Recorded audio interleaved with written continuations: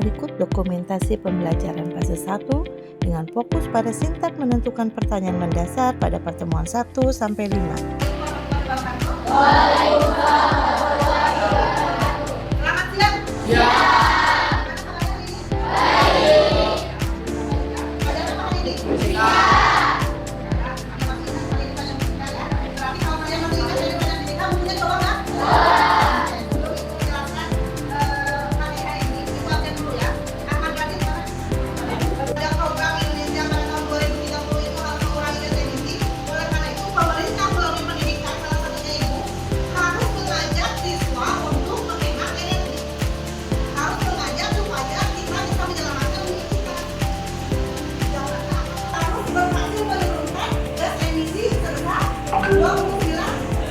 Makanya untuk menunjang itu sangat tidak banyak apa motor listrik, sepeda listrik, mobil listrik dan sebagainya.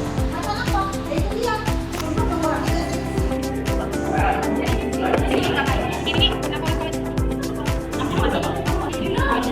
Nah, dan video yang akan dipertanyakan tadi, silakan kalian amati. Apa yang disebut dengan iklim? Apa yang menyebabkan terjadinya seperti itu? Dan apa yang harus kita lakukan? Tiga aja. Pengertian, penyebabnya, dan apa yang harus kalian lakukan. Gimana sih kan? Apakah kalian merasa itu bisa menjadi mampu kesulitan memberikan dengan kamu sembari? Apakah kalian yang dari sisi yang sudah merasakan air semakin kan? Iya, itulah perubahan itu. Namun, sayangnya masih banyak orang yang tidak peduli mengenai hal itu. Pada episode kali ini, kita akan membahas tentang krisis iklim.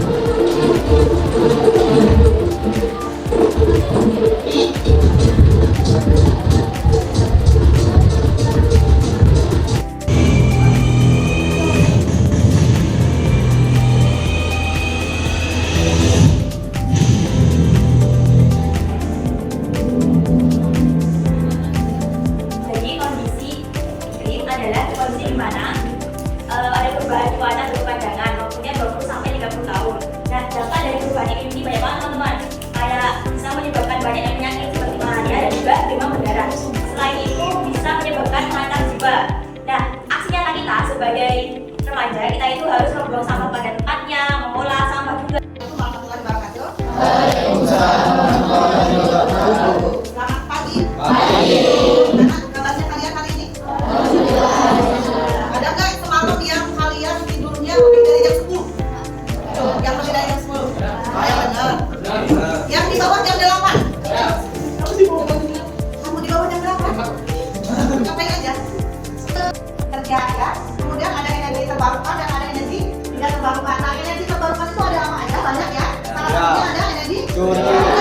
Energi surya itu apa? Terus manfaatnya itu untuk apa? Ada di sini ya. Kalau kita lihat dari segi lingkungan ya, energi surya itu bisa membantu mengurangi ketergantungan pada bahan-bahan fosil, di mana bahan bakar fosil itu kan adanya lagi itu menunggu berapa ratusan tahun. Kalau dilihat dari sisi ekonomi, nah di sini energi surya itu bisa menurunkan biaya listrik jangka panjang, tapi bukan jangka pendek. Karena kalau jangka panjang, daripada kamu harus masa panjang surya, ya udah beli bayar aja listrik ke PLN paling sebulan berapa 50.000 misalkan. Sedangkan kalau membuat panel surya kan rata-ratanya aja mahal.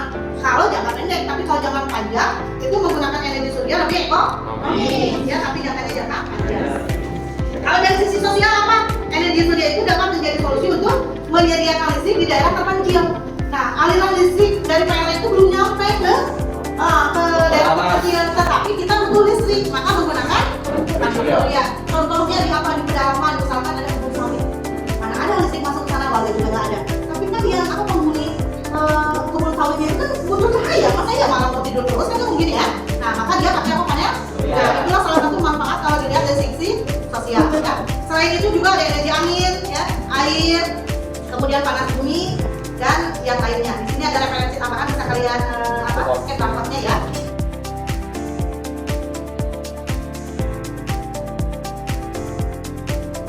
Oke, jelas ya tugas yang harus kalian kerjakan di rumah seperti apa, kemudian apa yang harus kalian kerjakan. Silakan di sini dalam kelompoknya masing-masing. Untuk tugasnya silakan dihubungkan di lembaga yang sudah diberikan ya. Oke, mungkin untuk pertemuan kali ini cukup sekian. Nanti kita sambung lagi di videonya akan datang ya. Terima kasih. Assalamualaikum warahmatullahi wabarakatuh. Hari keempat, murid mengumpulkan tugas aksi iklim dalam bentuk poster digital, dan hari kelima menentukan rumusan masalah dan hipotesis. Pada sintak kedua, yaitu mendesain perencanaan proyek, Kegiatan hari ke-6 sampai hari ke-9 dilakukan secara daring. Pada tahap ini, murid mulai membaca modul dan membuat ringkasan mulai dari prinsip dasar fotovoltaik, struktur sel surya, proses konversi energi cahaya matahari menjadi energi listrik, komponen PLTS, jenis-jenis PLTS berdasarkan sistemnya, manfaat PLTS, hingga penggunaan Arduino untuk sistem tracking cahaya. Berikut adalah dokumentasi penugasan yang dikerjakan murid dari hari ke-6 hingga hari ke-9. Pada tahap ini, murid mulai menunjukkan perkembangan dalam memahami materi dan menyelesaikan tugas secara mandiri sesuai dengan arahan yang diberikan. Pada hari ke-10 dan 11, pembelajaran dilaksanakan secara tatap muka di sekolah. Guru menjelaskan tujuan kegiatan yaitu merangkai panel surya mini dengan beban lampu dan kipas. Pada pertemuan ke-10, kemudian murid bekerja dalam kelompoknya untuk mulai merangkai panel surya mini tersebut dengan bimbingan dari guru. Pada hari ke-11, murid kembali melakukan perakitan panel surya mini, kali ini dengan beban kipas. Di mana murid berdiskusi dalam kelompok untuk merumuskan ide proyek, kemudian melanjutkan sesi konsultasi dengan guru pembimbing melalui WhatsApp untuk memperkuat dan menetapkan ide yang telah disusun. Berikut adalah dokumentasi kegiatan pada hari ke-12. Pada tahap ini, murid berdiskusi dalam kelompok untuk menentukan ide proyek yang akan mereka kembangkan. Melalui proses diskusi, mereka mulai mengidentifikasi permasalahan yang relevan dan merumuskan gagasan awal sebagai solusi. Selanjutnya pada sintak ketiga, yaitu menyusun jadwal pelaksanaan proyek. Kegiatan hari ke-13 dilaksanakan secara daring, di mana murid mulai menentukan desain perwarupa serta menyusun kebutuhan alat dan bahan. Pada hari ke-14, murid melakukan konsultasi secara tatap muka untuk memastikan desain dan perlengkapan yang diperlukan sudah sesuai. Kemudian pada hari ke-15, pembelajaran kembali dilakukan secara daring dan murid mulai menyusun jadwal kerja proyek serta menuliskannya pada halaman 21.